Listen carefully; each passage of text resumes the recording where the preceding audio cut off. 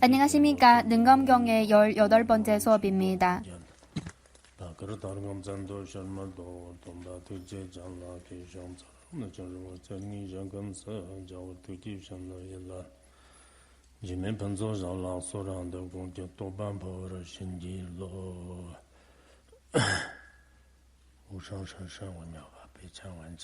무상심심이며버 백천만급 난자오 악은문견 득수지원해 열의 진실이 모든 중생을 제도하기 위해 무상수승엔 보리심을 내시기 바랍니다. 오늘도 이어서 능엄경을 배우겠습니다.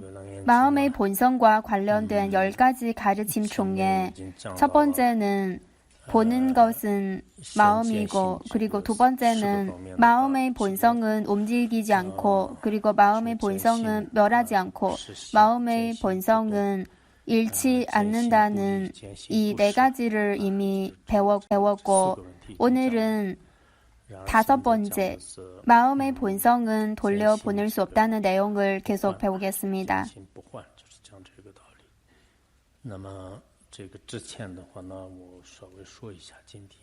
오늘은 4월 23일 세계 책의 날 혹은 세계 독서의 날이라고 할 수 있습니다. 옛날에 스페인인의 세르반데스라는 작가가 있는데 아주 유명한 작가입니다. 그분께서는 1616년도 4월 23일에 이 세상을 떠났습니다. 마치 셰익스피어도 그날에 이 세상을 떠났습니다. 그래서 사람들은 이 두 분이 이 세상을 떠난 날을 기념하는 목적도 있고, 또한 스페인에는 좀 특별한 명절이 하나 있습니다. 이 명절의 유래는 한 공주인가 미녀인가 독사로 끌려갔는데, 그리고 나서 한 사람이 그를 구했습니다. 구하고 나서 이 여인은 그에게 한 책을 선물로 드렸는데, 이 책은 용기를 상징하고 그리고 힘을 상징한다고 합니다. 이런 이유로 그들은 매년 4월 23일에 이런 특별한 명절을 지낸다고 합니다. 그래서 그들은 유네스코의 세계 책의 날을 정하는 것을 건의했습니다. 아마 1995년도부터 지금까지 세계 책의 날을 지내왔고, 처음에는 세계 책의 날이라고 불렀고, 지금은 세계 독서의 날이라고도 합니다.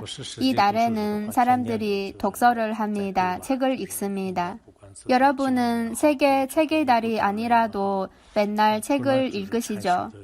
경전을 독송하거나 5가지 핵심적인 논전을 독송하거나 산소행을 집중적으로 하는 분과 봉사를 많이 하는 분 외에는 다들 아침부터 저녁까지 책을 많이 읽으실 겁니다. 여러분이 특별히 이 명절을 지내지 않더라도 책을 많이 읽으신데, 그래도 이 명절은 세계적으로 많은 사람이 관심을 가지는 날이니까 여러분께 말씀드린 것입니다. 능엄경의 내용을 보겠습니다. 오늘은 5번째의 내용, 마음의 본성은 돌려보낼 수 없다는 이 부분의 내용을 배우겠습니다. 지난 수업에서는 부처님께서 아난딩 대중들에게 설법을 할 때, 만약에 아난다딩 대중들이 부처님의 설법하는 묘한 음성에만 집중하면 사실 이것은 마음의 본성을 꿰뚫어 본 것이 아니고 이것은 분별심이라고 말씀하셨습니다. 마치 손가락으로 달을 가리킬 때 그는 달을 보지 않고 오히려 손가락을 보면 사실 그는 달도 잃어버리고 손가락도 잃어버리게 됩니다. 왜냐하면 손가락은 밝은 특징이 아닌데, 그러나 이 밝은 특징이 있는 것을 손가락으로 보면은 그 손가락도 이미 잃어버렸습니다. 이런 과오가 생깁니다. 그래서 부처님이 설법을 할 때 우리가 일심으로 부처님의 음성에 집중하며 하면 물론 세속적인 측면에서 보면 부처님의 설법의 음성에 전념하는 것도 공덕이 있습니다. 그러나 우리가 능엄경을 배울 때는 능엄경의 목적은 주로 우리의 마음의 본성을 꿰뚫어 보는 것인데, 그러나 이 마음의 본성을 꿰뚫어 보기 위해서는 만약에 분별심에만 집중하면 이것은 마음의 참 모습을 꿰뚫어 보는 것이 아닙니다. 지난 수업에서는 이런 이치를 배웠습니다. 오늘은 이어서 배우겠습니다. 사실 능엄경과 같은 경전은 저 같은 사람이 설법한다는 것은 타당하지 않을 수도 있습니다. 만약에 진정으로 깨달음을 얻은 분이 설법을 하신다면 명확하게 설명을 잘할 겁니다. 그러나 분별심으로 생각해서 이렇게 설법한다는 것은 완전히 다릅니다. 어떨 때 배우면서 불경의 가피가 불가사의하다는 느낌이 들고 이렇게 배우는 것도 의미가 있는 일이라고 생각합니다. 부처님이 입적하신 후에 2500여 년이 지난 현재 우리가 이렇게 부처님의 가르침을 같이 배운다는 것도 정말 아름다운 인연이라고 생각합니다. 그리고 또 다른 한편으로 보면 능엄경은 확실히 아주 깊은 가르침이 담겨 있는 경전입니다. 그리고 능엄경은 어떻게 중국으로 전해왔는지는 우리가 이 경전을 시작할 때 벌써 배웠습니다. 그때 당시 능엄경은 인도에서 국가의 측면에서 보호하는 경전이고 이 경전을 다른 나라로 가져가는 것을 금지되어 있습니다. 그래서 중국으로 온 것은 정말 어렵게 온 것입니다. 그래서 이 경전은 국가의 최고의 정신적인 보물이라고 할 수 있습니다. 그래서 보통 사람이 이런 심오한 경전을 설법한다는 것은 어떤 측면에서 보면은 합리적이지 않을 수도 있습니다. 타당하지 않을 수도 있습니다. 마치 길이 잘 보이지 않는 시각 장애인이 다른 사람을 위해 길 안내를 해준다는 것은 합리적이지 않습니다. 그러나 만약에 시각 장애인이 한 등불을 들고 이런 빛으로 사람들이 그 길을 건너가게 하는 것은 가능한 일입니다. 그래서 우리도 계속 이 심오한 가르침을 같이 배우겠습니다. 오늘도 한 비유를 말씀드릴 건데, 어제는 손가락으로 달을 가리키는 비유이고, 그리고 오늘 나오는 비유는 앞부분에서도 비슷한 비유가 나온 적이 있습니다. 바로 손님과 주인의 비유입니다. 여기에서도 이 비유를 통해서 설명할 것입니다. 이 비유는 아주 중요한 내용입니다. 많은 부분과 관련이 있는 내용입니다. 보내드린 자료의 첫 번째를 보겠습니다. 비유하면 손님이 여관에 숙박을 하면 잠시 며칠 머물다가 갈 것이며 마침내는 영원히 머물지 않는 것과 같다. 이것은 비유인데, 예를 들어 일시적으로 머물다가 떠나는 손님이 있는데 한 여관에 숙박을 합니다. 여관이라는 말은 지금은 호텔도 있고 모텔도 있고 민박집도 있고 지금은 종류가 많습니다. 한자를 보시면 여기에 여정이라는 한자가 있는데 옛날에는 여정이라고 불렀습니다. 손님은 여기서 잠시 며칠 동안 머물다가 떠나기 마련입니다. 영원히 여기서 머물지는 않습니다.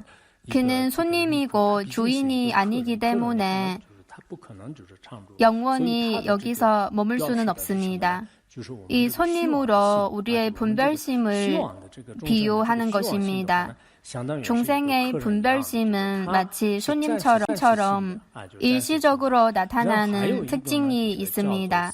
이어서 보시면 그러나 여관을 맡은 사람은 어디로 가지 않으니까 여관의 주인이라고 이름하는 것이다. 이 여관의 주인은 이 여관을 관리하는 사람이니까 가끔 일이 있을 때만 바깥에 나가고 다시 돌아오고 이 여관에 머뭅니다. 그래서 이 사람은 이 여관의 주인이라고 합니다. 이 여관의 주인은 무엇을 비유하는 걸까요? 바로 우리의 마음의 본성 혹은 마음의 참 모습 혹은 각성에 대한 설명은 보내드린 자료를 참고하시기 바랍니다. 여관의 주인은 바로 이 마음의 본성을 가리킵니다. 이어서 두 번째를 보겠습니다. 이것 또한 이와 마찬가지로 만일 진실한 너의 마음이라고 한다면 갈 데가 없어야 하는데 부처님께서는 아난에게 이렇게 말씀하셨습니다. 앞에 말한 여관의 주인처럼 만약에 마음의 참 모습이다면, 마음의 본성이다면, 진정한 각성이다면 앞에서 말한 여관의 주인처럼 갈 것이 없어야 합니다. 이것이 아주 중요합니다. 보통 우리가 마음의 본성을 꿰뚫어 본다고 하는데 사실 마음의 본성의 측면에서 보면 이 마음의 본성은 변함이 없습니다. 변하지 않습니다. 옛날에 직매 폰초 린포체님께서도 말씀하신 적이 있는데 너희들은 본인의 각성을 알고 있는가? 우리의 생각, 우리의 염두를 살펴보면 생각은 무상한 것입니다. 그러나 이 마음의 본성의 광명은 항상 불변한 것이다. 상대적인 측면에서 보면 항상 불변한 것으로 볼 수 있습니다. 이 각성은 무위법이고 무상한 것이 아닙니다. 마음의 본성 혹은 깨달을 수 있는 이런 능력은 변함이 없습니다. 이어서 두 번째 마지막 구절을 보겠습니다. 어째서 소리를 떠나서는 분별하는 성품이 없느냐? 이 구절은 이해하기 쉽지 않습니다. 좀 어렵습니다. 능엄경을 배울 때는 만약에 참고 자료를 참고한다면 장수대사의 주석서 그리고 우익대사의 주석서, 감산대사의 주석서도 좋습니다. 고문으로 되어 있기 때문에 현대 사람들이 이해하기는 좀 쉽지 않지만 그러나 그분들의 해석하는 방법은 불경의 원래의 뜻과 더 잘 맞습니다. 이 구절은 무슨 뜻일까요? 앞에서 말했듯이 마음의 본성은 돌아갈 곳이 없습니다. 그러나 분별하는 마음은 이 분별심은 부처님의 음성에 따라서 오기도 하고 돌아가기도 합니다. 그야말로 분별심은 부처님의 음성이 있을 때 나타나고 부처님의 음성이 없어지면 그도 사라집니다. 그래서 부처님의 음성이 없어지면 이 부처님의 음성을 떠나면 그 분별심도 존재하지 않습니다. 그야말로 마음의 본성은 부처님의 음성에 따라서 음성이 나타나면 그도 나타나고 음성이 없어지면 그도 사라지지 않습니다. 만약에 마음의 본성이라면 그는 부처님의 음성에 따라서 나타나고 소멸되지 않습니다. 그러나 분별심은 그 음성에 따라갑니다. 우리도 마찬가지로 수업을 들을 때는 설법하는 소리가 있으면 그 소리에 따라서 분별하는 마음도 생기고 그러나 설법하는 소리가 없어지면 그 가르침에 따라서 생각하는 이런 분별심도 없어집니다. 어제 수업 끝나고 나서 발표할 때 한 분은 본인 스스로도 언어 문자에 따라간다고 했습니다. 발표하는 분이 스스로도 이렇게 말했습니다. 이렇게 말하는 것도 맞습니다.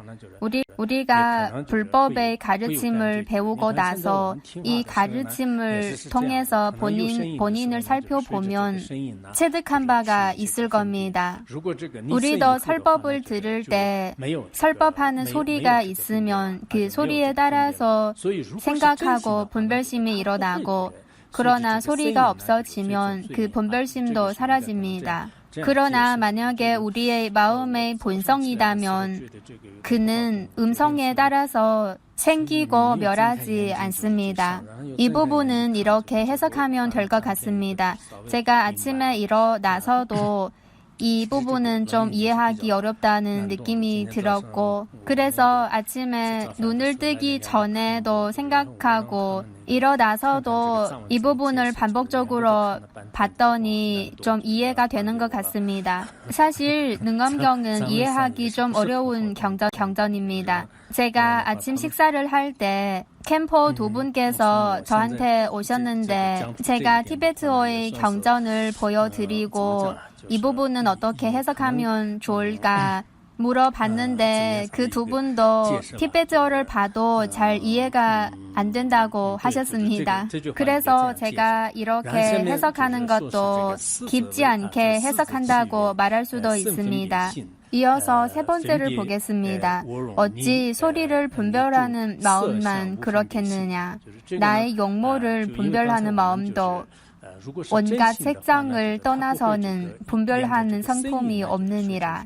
앞에서 말씀드렸듯이 만약에 마음의 본성이라면 음성에 따라서 생기고 멸하지 않습니다. 그야말로 소리가 있든 없든 마음의 본성은 그대로입니다. 그래서 어찌 소리를 분별하는 마음만 그렇겠느냐.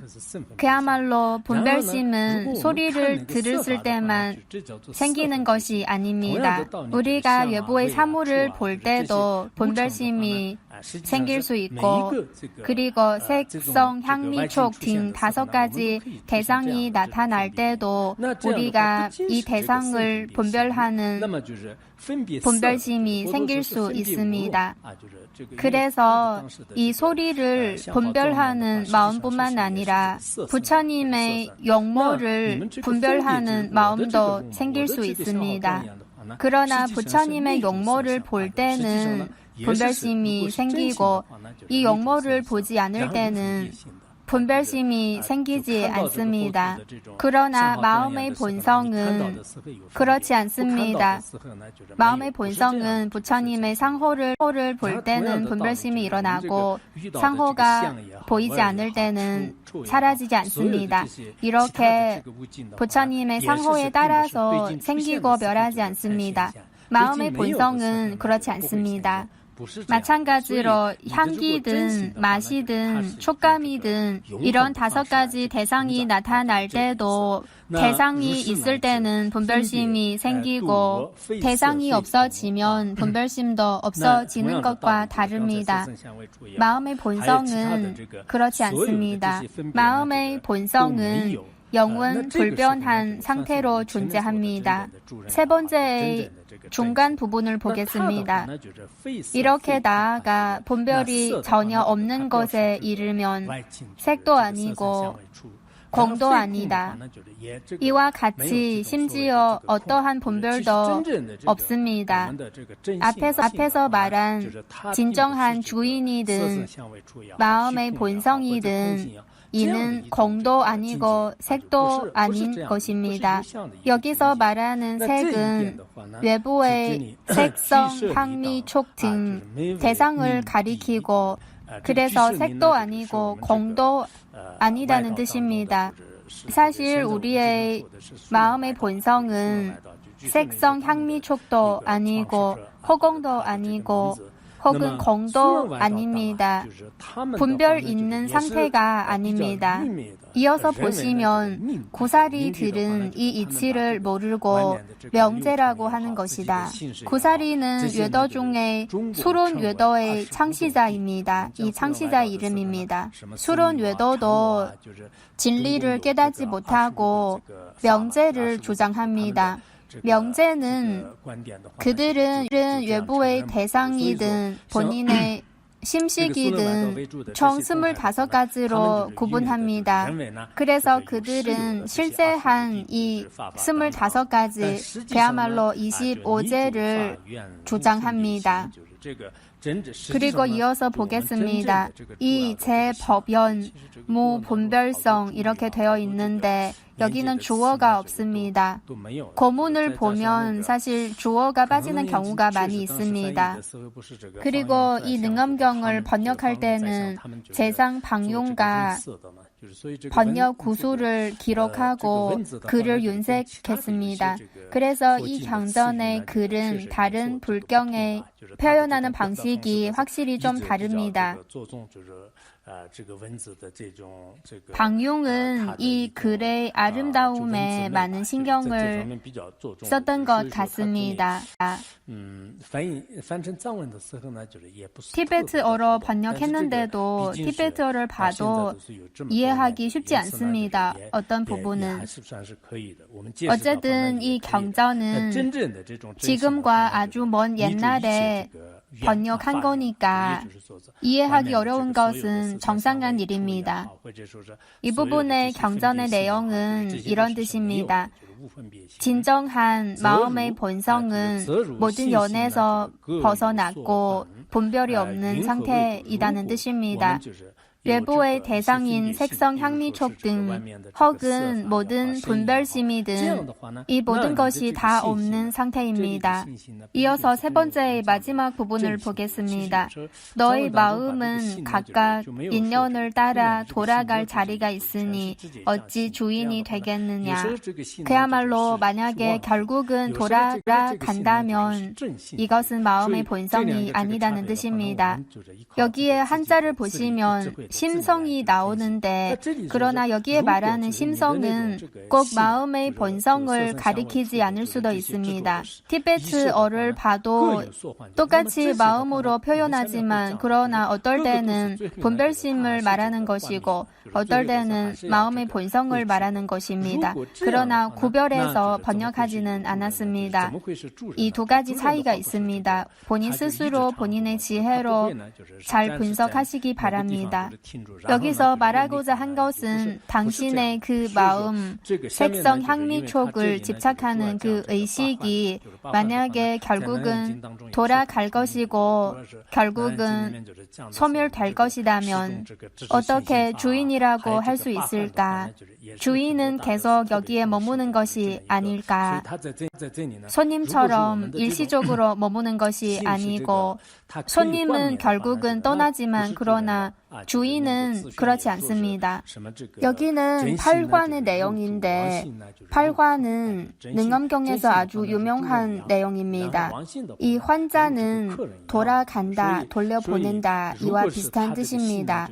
능엄경을 보시면 지금 우리가 배우고 있는 10가지 마음의 본성을 보여주는 가르침과 8가지 돌아간다는 이 이치가 대덕분들이 아주 중요시하는 내용입니다. 그래서 여기서는 만약에 돌아갈 수 있다면 주인이 아니다는 이치를 설명할 것입니다. 장수 대사께서도 마음의 본성은 주인과 같고 분별심은 손님과 같다고 하셨습니다. 만약에 돌아갈 것이 있고 변함이 있다면 반드시 주인이 아닙니다. 앞에서는 이런 이치를 설명하였습니다. 이어서 네 번째를 보겠습니다. 아난이 말했다. 만일 제 심성이 돌아갈 것이 있다면 여래께서 말씀하신 묘하고 밝은 본래의 마음은 어째서 돌아갈 것이 없는 것입니까? 저를 가엾게 여기시어 그 이치를 설하여 주옵소서. 이렇게 보면 아난의 태도는 정말 좋습니다. 부처님의 시자로서 정말 공경한 마음으로 부처님을 모십니다. 부처님의 지혜는 아난다의 지혜보다 훨씬 뛰어넘기 때문에 부처님의 지혜를 탐복하는 마음으로 공경한 태도로 모시는 것도 있고 사실 아난다는 부처님의 사촌 동생입니다. 부처님의 친척입니다. 만약에 보통 사람이라면 부처님의 친척이라면 태도가 오만할 수도 있습니다. 그러나 아난다는 그렇지 않습니다. 반복적으로 부처님께 의문을 제기합니다. 사실 아난다가 부처님 앞에서 이렇게 나타나 이렇게 질문하는 것은 제가 보기에는 정말 감사한 마음입니다.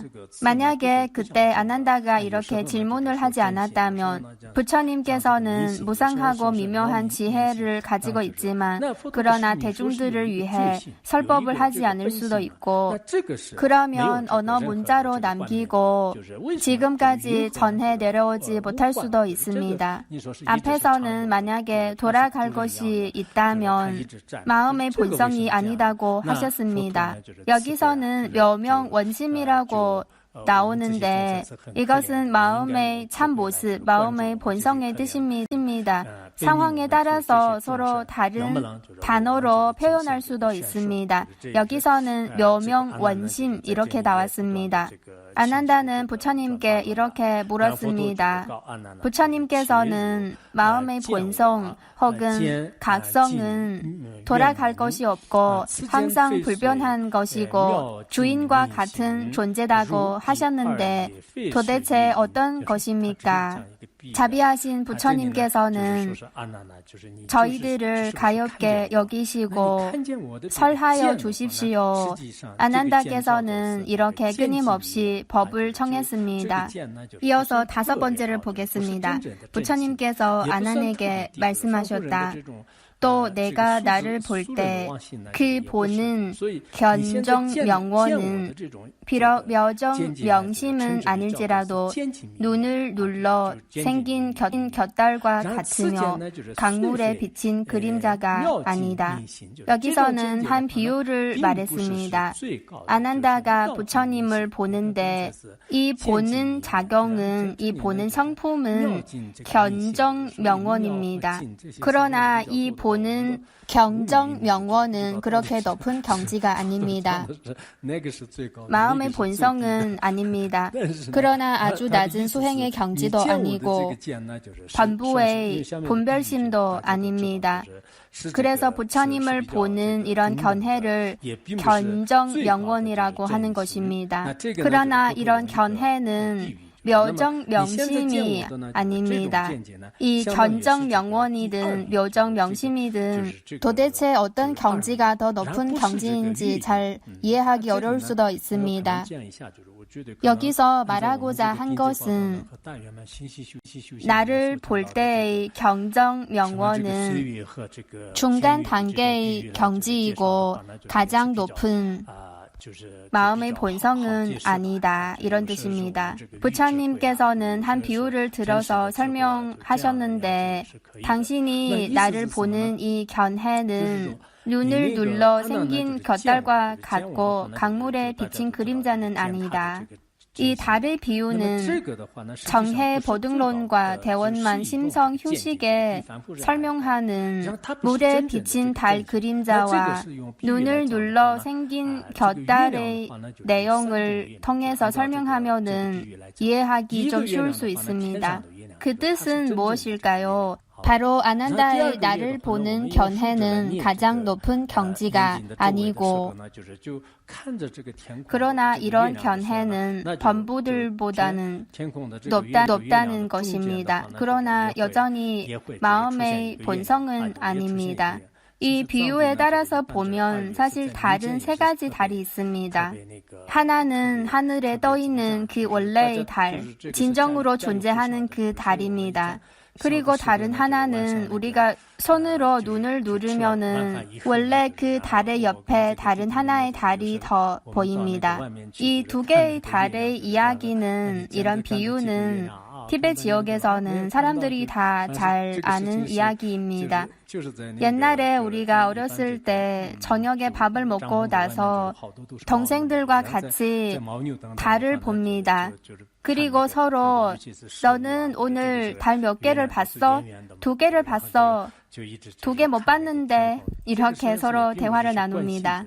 특히 저희는 텐트에서 사니까 텐트 밖에는 많은 야크였습니다. 그래서 그때는 야크들과 같이 있으면서 주변에는 다 야크인데 특히 보름에는 그 달이 동그랗고 긴 시간 동안 하늘을 봅니다. 그때는 마음의 본성을 꿰뚫어보기 위해 보는 것이 아니고 다만 호기심으로 왜 눈을 누르면 달 두 개가 생기는가, 그리고 눈을 누르지 않으면 바로 옆에서 생긴 그 달이 원래의 달에 들어갑니다. 이것을 보면서 너무 신기해서 계속 봅니다. 그리고 또 별을 셉니다. 세다가 결국은 헷갈리고 계속 세지 못합니다. 사실 어렸을 때는 지금 도시에서 자란 아이와 비교하면 확실히 아주 큰 차이가 있습니다. 야크를 보면 낮에는 바깥에서 풀을 먹고 밤에는 여물을 다시 되새깁니다. 그래서 저도 음식을 삼킨 후에 왜 저는 되새길 수 없냐고 부모님께 여쭤봤습니다. 저는 음식을 삼킨 후에 다시 입으로 돌아오지 못합니다. 그래서 이 두 개의 달은 어렸을 때부터도 보는데 이 이야기도 알고 있는데 그러나 그 뜻은 잘 이해하지 못했습니다. 그러나 오늘 여기서는 아주 명확하게 잘 설명하였습니다. 세 가지 달이 있습니다. 하나는 하늘에 떠 있는 그 원래의 달이고, 또 하나는 손으로 눈을 누른 후에 나타난 달이고, 또 하나는 수면에 비친 달 그림자입니다. 이 세 가지 달이 있습니다. 그래서 아난다 존작에서 부처님을 보는 그런 경지는 두 번째의 달과 비슷합니다. 첫 번째의 달은 초지부살 혹은 진정으로 마음의 본성을 이미 꿰뚫어 본 사람이 하늘에 있는 달 그대로 보는 것과 같습니다. 분별심이 없는 상태입니다. 두 번째의 달은 예를 들어 우리가 족첸의 가르침을 배울 때 비록 우리가 여전히 반부지만 그러나 우리는 분별심으로 마음의 본래의 모습을 이해할 수는 있습니다. 지금 아난다의 견해도 이와 비슷한 경지입니다. 예를 들어 우리가 족첸의 가르침을 배울 때 스승님으로부터 마음의 본성을 직접 보여주는 가르침을 배우고 나서 마음의 본성이 어떤 상태이고 마음은 오고감이 없다는 등 이런 가르침을 배우고 나서 이런 이치는 이해할 수 있습니다. 그러나 이런 이해는, 이런 알문, 초지보살의 경지와는 비교할 수 없습니다. 그러나 반부와 비교했을 때는 반부들은 이런 이치를 전혀 모르니까 반부와는 더 큰 차이가 있습니다. 아직 달 원래의 그대로의 모습은 보지 못했지만 그러나 눈을 눌러서 나타난 그 달도 하늘에 떠 있고 거리상으로도 원래의 달과 가장 가깝습니다. 나타난 그 상태도 원래의 달과 가장 가깝습니다. 그러나 이런 경지는 여전히 분별심의 경지입니다. 그러나 물에 비친 달 그림자는 원래의 달의 위치와도 다르고 그의 모양도 좀 다르고 완전히 가짜다는 것을 알 수 있습니다. 그래서 물에 비친 달 그림자는 어리석은 원숭이 외에는 사람들은 그 달을 물에서 건지려고 하지 않을 겁니다. 어쨌든 우리는 원숭이도 아니니까 그래서 이 물에 비친 달 그림자가 달이라고 믿지 않을 겁니다. 그래서 눈을 눌러서 하늘에서 나타난 그 달이 진정한 달과 가장 가깝습니다. 우리는 여전히 집착하는 주체와 집착하는 대상이 있기 때문에 마음의 참 모습과는 가깝지만 그러나 마음의 본성을 꿰뚫어 보는 경지와는 큰 차이가 있습니다. 어떨 때는 누군가가 깨달음을 얻었다고 하는데 그러나 이런 깨달음은 초지보살 등의 깨달음의 경지 혹은 부처님의 경지와는 여전히 큰 차이가 있습니다. 왜냐하면 비록 깨달음을 얻었지만 그러나 여전히 끊임없이 수행할 필요가 있습니다. 진정한 초지보살의 경지는 이 보살 행론을 배울 때도 배운 적이 있는데 1000가지 만가지 공덕을 지니고 있습니다. 예를 들어 한 찰나에 100분의 부처님을 보고 100개의 세계를 진동시킬 수 있고 100개의 종생을 성숙시킬 수 있는 이런 공덕을 지니고 있습니다. 이런 공덕은 여전히 얻지 못했을 것입니다. 만약에 이런 공덕은 여전히 가지지 못했는데 그러나 이런 과위를 얻었다고 하는 것은 롱첸바 존자와 지비광 존자께서도 꾸짖은 적이 있는데 수승한 과위는 얻었다고 하는데 그러나 이 과위의 공덕은 없는 것은 황당하다고 하셨습니다. 이 세상에는 이런 일은 없다고 하셨습니다. 예를 들어 만약에 나는 초지보살의 과위를 얻었다고 하지만 그러나 경전에 말하는 초지보살의 공덕은 없는 것은 아주 웃긴 일입니다. 그래서 지금 어떨 때 어떤 사람이 깨달음을 얻었다고 하는 것은 여기서 말하는 두 번째의 달을 본 사람을 착각해서 진정한 깨달음을 얻었다고 하는 것이 아닌가. 그렇다면 이런 경지는 너무 낮은 경지입니다. 진정으로 마음의 본성을 꿰뚫어 본 경지와는 큰 차이가 있습니다. 그러나 마음의 참 모습을 이론상으로 완전히 이해했다면 진정한 달을 본 것과 가까워집니다. 예를 들어 우리가 손으로 눈을 누를 때는 두 개의 달이 보이는데 만약에 손을 내리면 집착하는 주체와 집착하는 대상이 없어지는 것처럼 진정한 달을 보게 됩니다. 그러나 우리는 계속 손으로 누르고 손을 내려놓지 않기 때문에 두 번째의 달을 보게 됩니다. 그러나 이런 상태도 보통 사람보다는 훨씬 낫습니다. 왜냐하면 대부분 사람들은 물에 비친 달 그림자를 보고 진정한 달로 생각하고 이것은 진정한 허망하게 분별하는 마음입니다.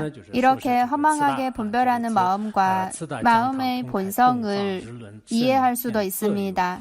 선종의 대덕분들은 이렇게 해석하지 않았는데 그러나 저는 현법과 밀법의 관점을 결합해서 보면 이렇게 해석하는 것이 적절한 해석일 수도 있다고 생각합니다. 이어서 5번째 마지막 부분을 보겠습니다. 너는 자세히 들어라. 이제 너에게 돌려보낼 자리가 없는 까닭을 보여주리라. 이어서 8환, 8가지 돌려보낼 자리가 있는 이치를 설명할 겁니다. 그야말로 일체만법은 실제하지 않는다는 이치를 설할 겁니다. 6번째를 보겠습니다. 아나나, 이 큰 강당이 동쪽으로 활짝 열려 있을 때 하늘에 해가 뜨면 밝은 빛을 보고 이것은 밝음을 말하는 것입니다.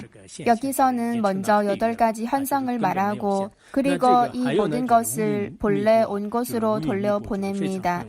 여기서는 창과 문으로 햇빛이 들어올 때 밝음이라고 하고 그리고 달이 없는 한밤중에 구름이 잔뜩이면 캄캄한 어둠을 봅니다. 이것이 어둠입니다. 그야말로 한밤중에 달이 전혀 보이지 않고 구름도 잔뜩 끼면 캄캄한 어둠을 볼 수 있습니다. 하나는 밝음이고 광명이고 하나는 밤에 달이 전혀 보이지 않을 때 또한 구름이 잔뜩 끼면 그때는 캄캄한 어둠이 보이고 이렇게 밝음과 어둠이 서로 대립적인 현상입니다. 이어서 보시면 문과 창틈에서는 통함을 보고 문과 창의 빈틈을 통해서 바깥의 사물을 볼 수 있으니까 이것은 통함입니다. 창과 문을 통해서 바깥의 사물을 볼 수 있기 때문에 이것을 통함으로 봅니다. 그리고 이어서 보시면 담과 지붕에는 막힘을 보며 벽과 지붕은 우리가 통과할 수 없고 이것은 막는 작용을 합니다. 怎么讲？直接这个不是无碍的嘛，就是有阻碍的啊，就是那么这个呢，如果你去看的话， 그래서 우리는 직접 그 벽을 통과할 수 없습니다.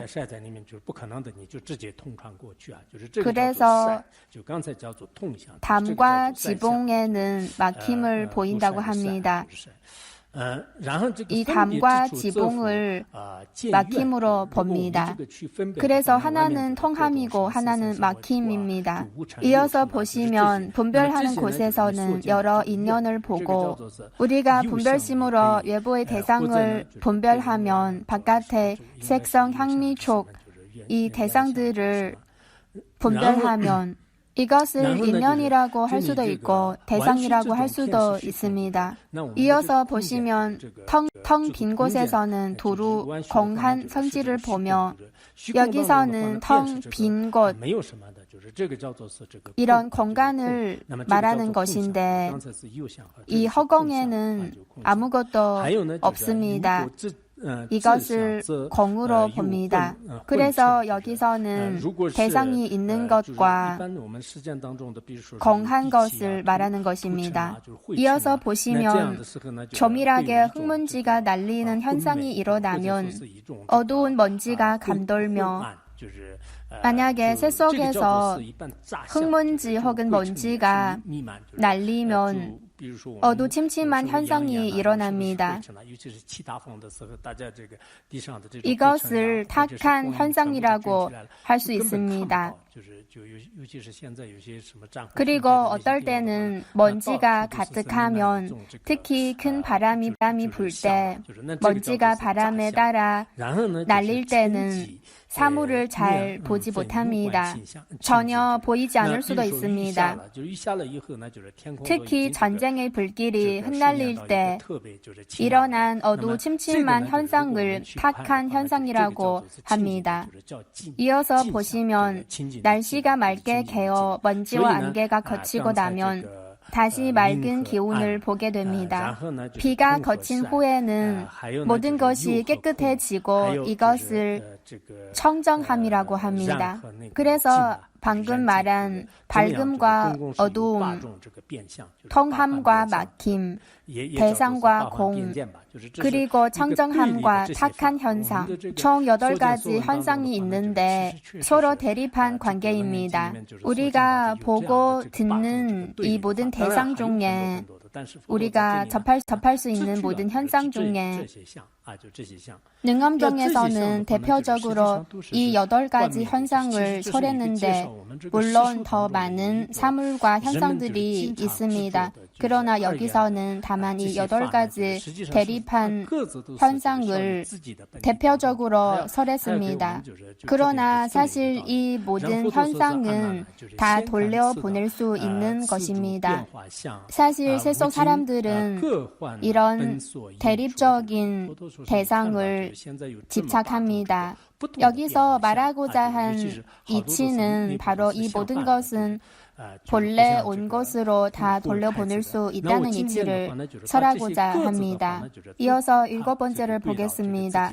아나나, 너는 이 변화하는 모양들을 다 보고 있으니 나는 이제 그 모양들을 본래 원인한 자리로 각각 돌려보내리라. 부처님께서는 이 8가지 변화하는 현상들을 이 현상들은 서로 대립한 관계이고 이 현상들을 본래 온 곳으로 돌려보낸다고 하셨습니다. 본래 원인한 자리는 어느 곳이겠느냐 이렇게 물었습니다.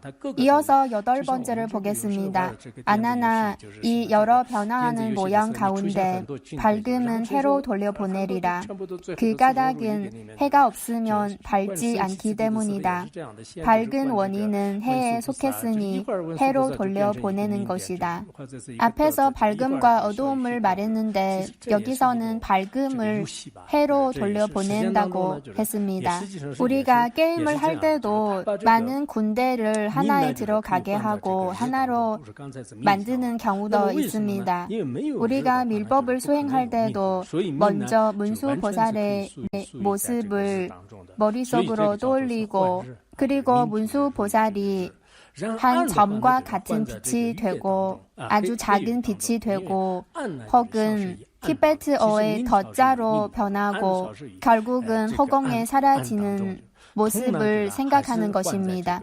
사실 이것도 일종의 게임 아닙니까? 여기서는 밝음을 해로 돌려보낸다고 했습니다. 왜 이렇게 하는 것일까요?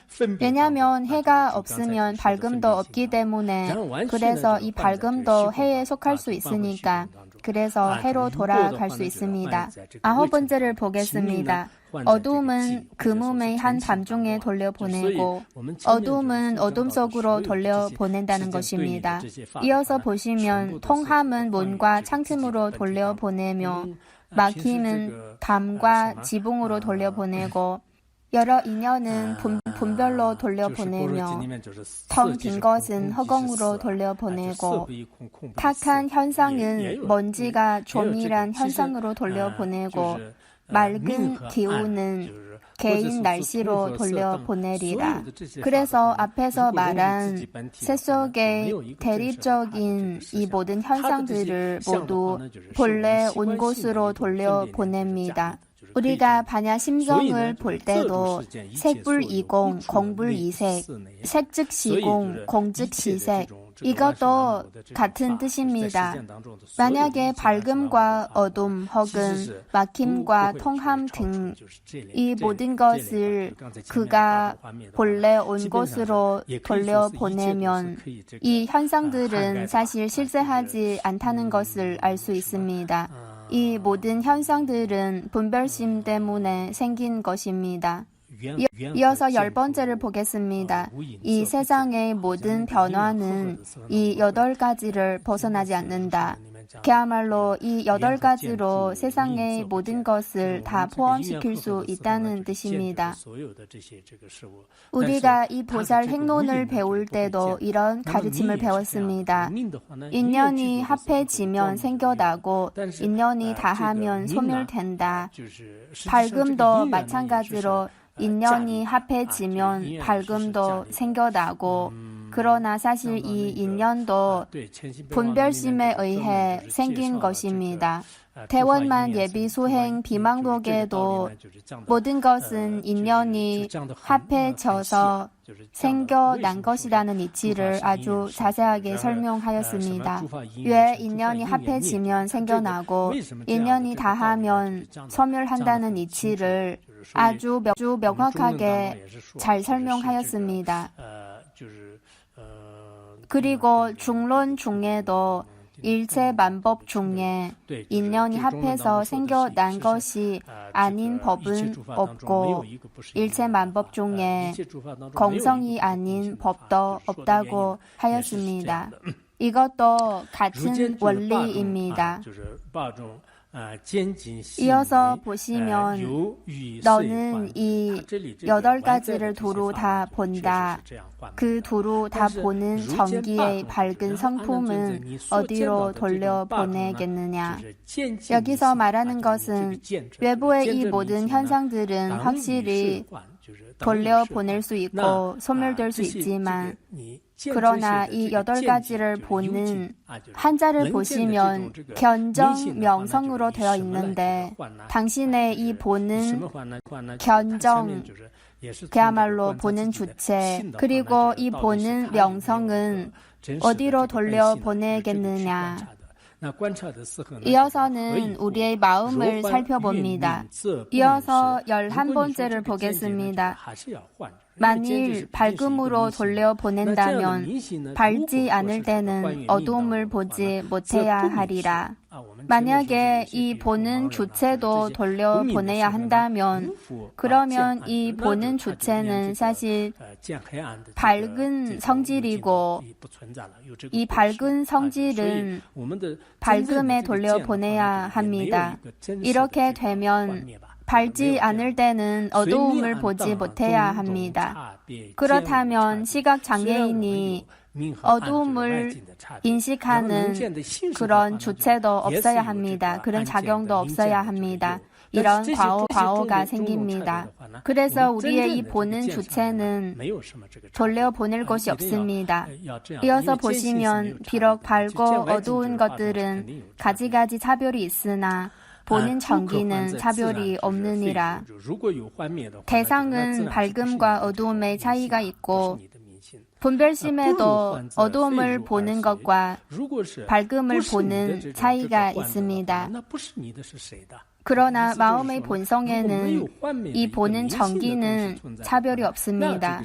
이어서 보시면 모든 돌려보낼 수 있는 것은 자연히 너희 것이 아니며 내가 돌려줄 수 없는 것은 너희 것이 아니면 누구의 것인가? 그야말로 만약에 돌려보낼 수 없는 것이 있다면 그것은 당신의 참 모습이기 때문에 어디로도 돌려보낼 수 없는 것입니다.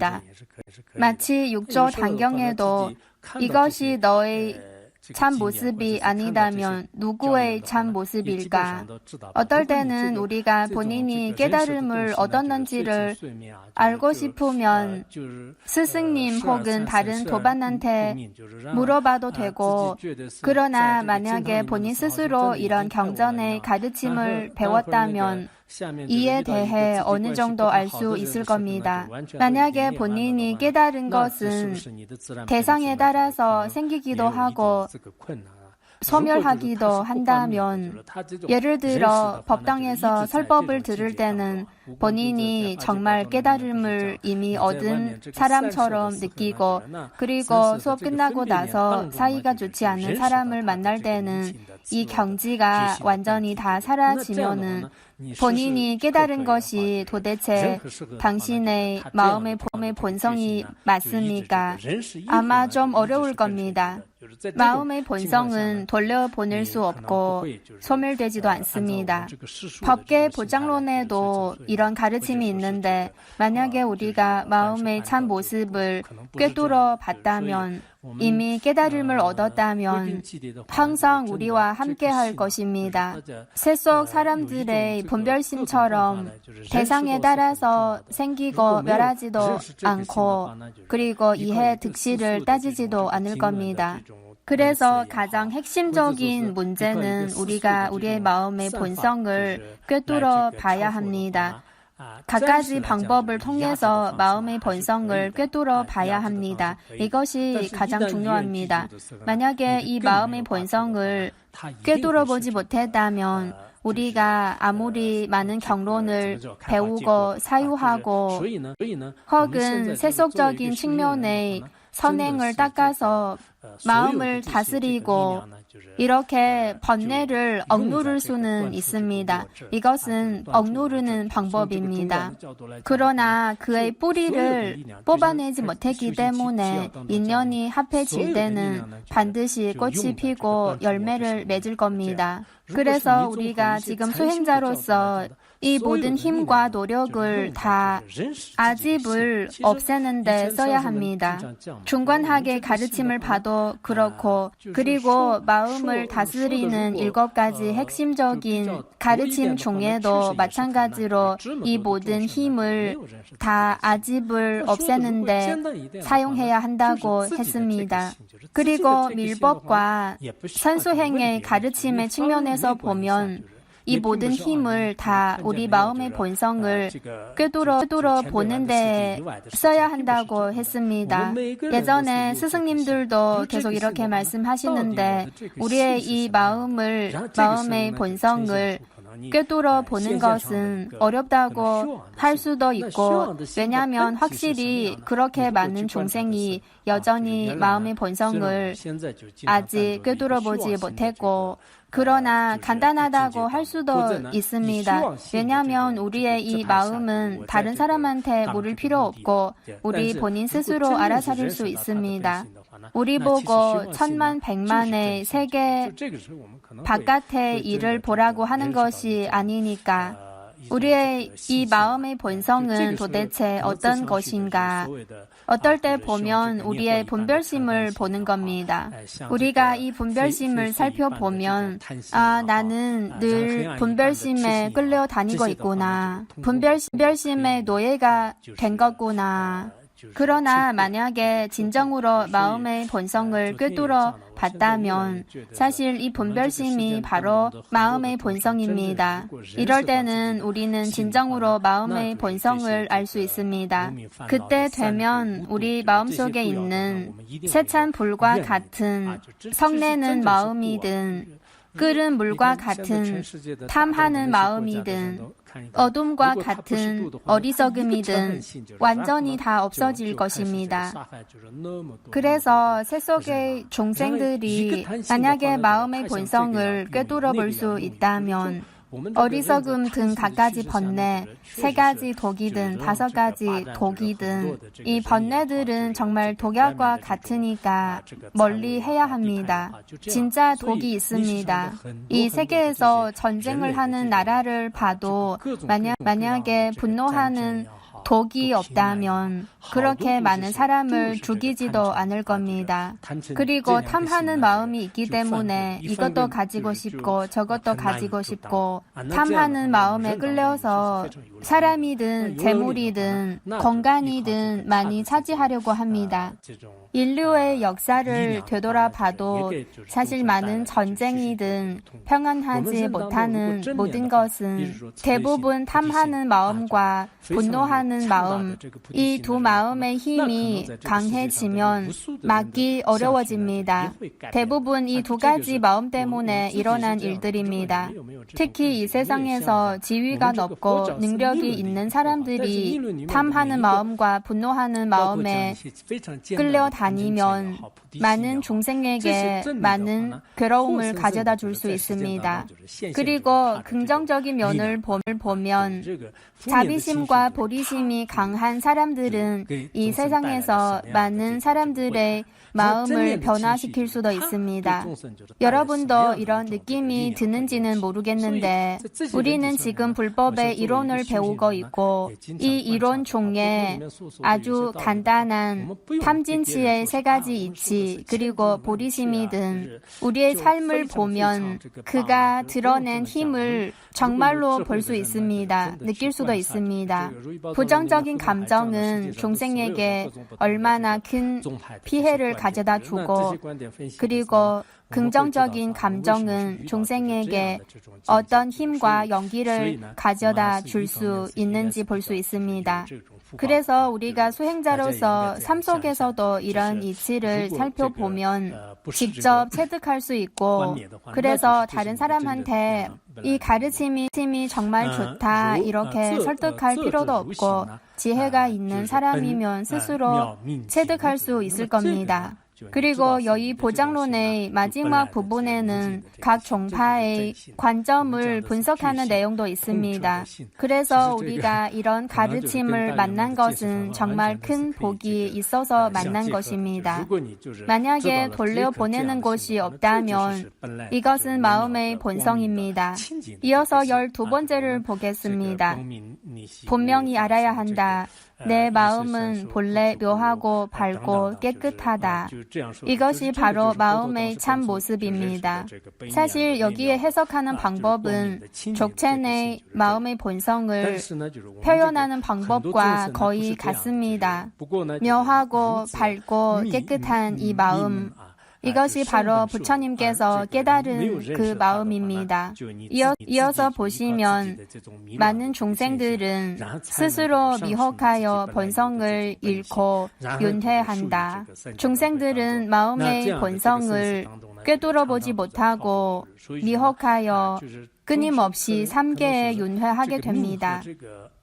우리가 이렇게 밝음과 어둠을 말할 때는 쉽게 이해할 수 있지만 그러나 중생들은 이 마음의 본성을 잃고 윤회 속에서 벗어나지 못하고 있습니다. 언제나 생사 가운데 잠겨 흘러다니니 열애는 불쌍하다고 하느니라. 자비하신 부처님께서는 이렇게 말씀하셨습니다. 불쌍한 중생들이여, 본래 불성을 가지고 있으면서도 알지 못하고 있구나. 그래서 부처님께서는 우리 중생들을 불쌍한 중생이라고 하는 것도 그 원인도 이것입니다. 여기까지는 10가지 마음의 본성을 보여주는 10가지 가르침 중에 5번째를 이미 마쳤습니다. 다음 수업에서는 6번째를 배우겠습니다. 여기까지 마치겠습니다. 감사합니다.